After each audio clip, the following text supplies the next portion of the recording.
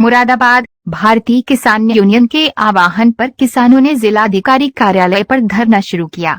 Shambhu border पर चल रहे किसान आंदोलन के समर्थन में धरना हुआ शुरू। किसानों की मांगों को लेकर जिलाधिकारी को ज्ञापन दिया जाएगा। मुरादाबाद से अपने सहयोगी आकाश निषाद और सुमित राणा के साथ श्रीपाल सिंह राणा की रिपोर्ट हो रही है, जिसमें हमारे राष्ट्रीय सचिव डॉक्टर नौसिंह जी, प्रदेश मंडल जिलाध्यक्ष और तहसील ब्लॉक और आज के अध्यक्ष हमारे मंत्री जी, पूरे संगठन का सभी का आभार व्यक्त करते हुए धन्यवाद देना चाहता हूं। हमारे विपुल सोमराठी जी भी हैं, सभी उसी क्रम में आते हैं। आज का ज्ञापन जो है वो ज्ञापन महामहिम कोई भी ऐसा माध्यम नजर नहीं आ रहा जिससे इन वर्गों का उत्थान हो सके। किसानों ने 2020 में 3 कृषि कानूनों के खिलाफ देश की राजधानी को घेरकर आंदोलन किया।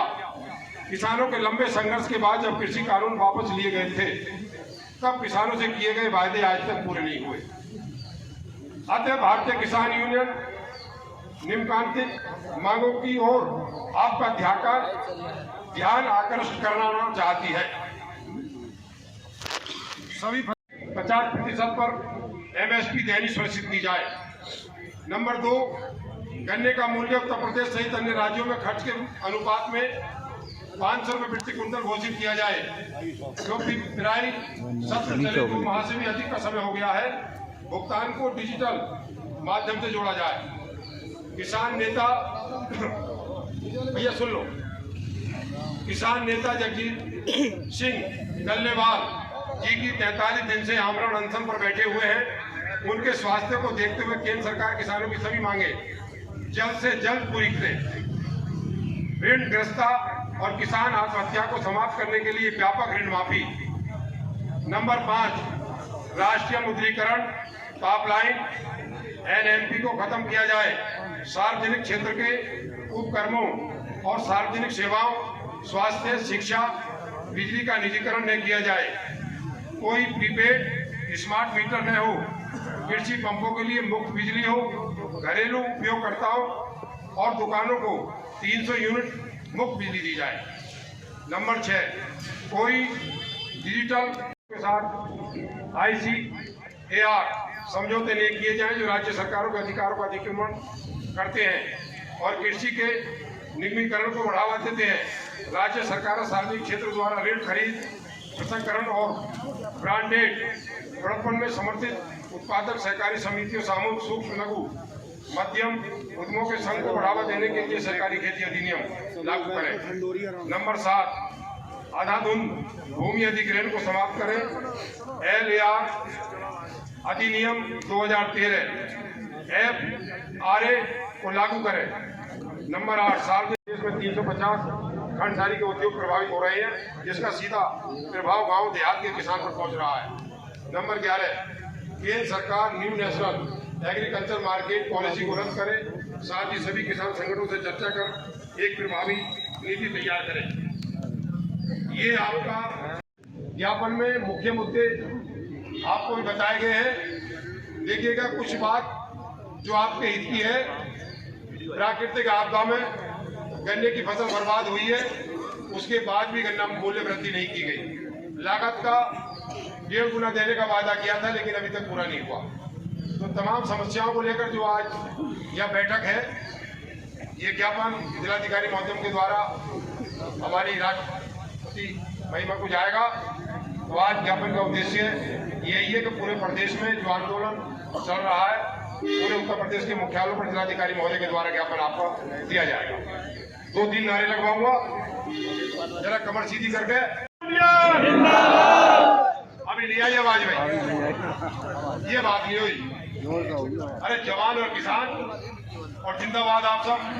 भारतीय किसान यूनियन उन शहीदों का बलिदान और शहीदों की कुर्बानी, जब तक दुखी किसान रहेगा।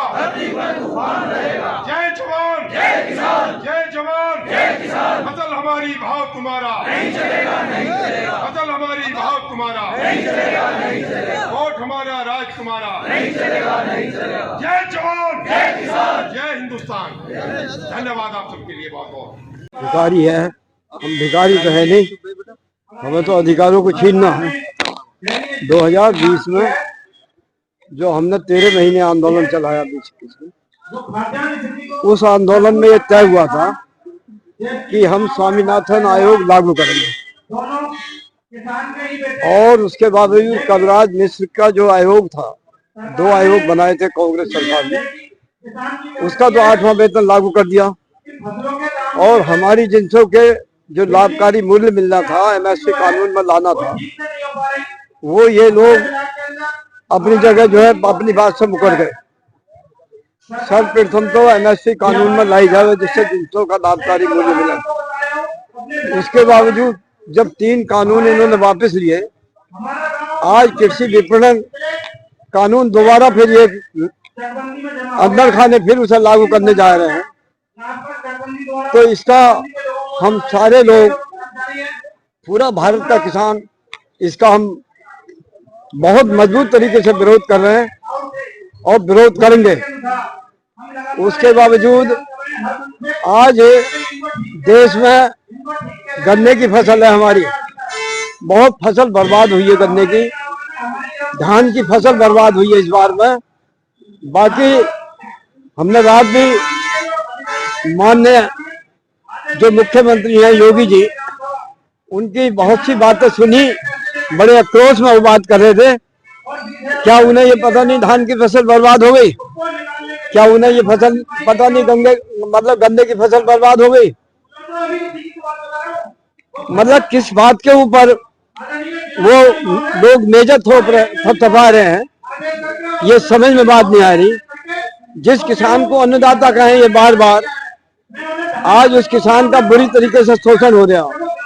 मायावती ने भी, हमारी जो मुख्यमंत्री थी पूर्व मायावती जी, उन्होंने भी 80 रुपए 40 रुपए 2 बार में बढ़ाए। मुलायम सिंह के पीरियड में भी 80 रुपए बढ़ाए, अखिलेश के पीरियड में।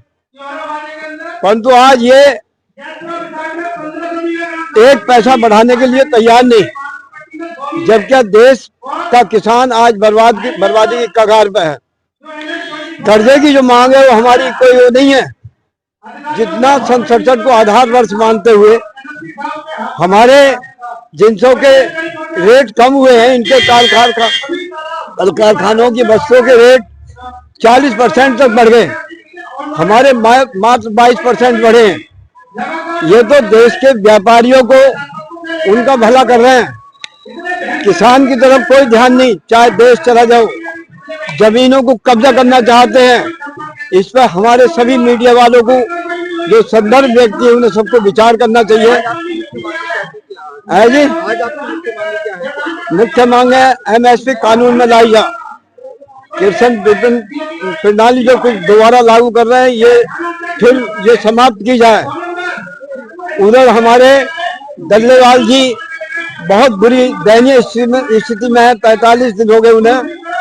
अगर ऐसा हुआ और उनके ऊपर कोई विचार नहीं हुआ, हम तो वहाँ दूसरा आदमी फिर बैठने के लिए तैयार हैं। परंतु हो सकता है इस देश की सड़कें भी नहीं चलेंगी, पूरी क्रांति देश के अंदर आएगी। क्या ये देश की सरकार यही चाहती है? हम ना किसी को हटाना चाहते हैं, ना किसी को बैठाना चाहते हैं, ये देश की जनता जाने। परंतु ये शोषण कतई बिल्कुल बर्दाश्त नहीं किया जाएगा, और इस शोषण के लिए चाहे हम एक डल्लेबाज नहीं, जने कितने डल्लेबाजों की क्रांति और शहीद होंगे इसमें। अगर आज के दौर में अगर किसानों की समस्याओं का समाधान नहीं हुआ तो देश का बहुत बुरा हाल हो सकता है। देश में राष्ट्रपति के नाम मुर्मू जी के नाम है, और जिलाधिकारी महोदय के द्वारा ये ज्ञापन जाएगा।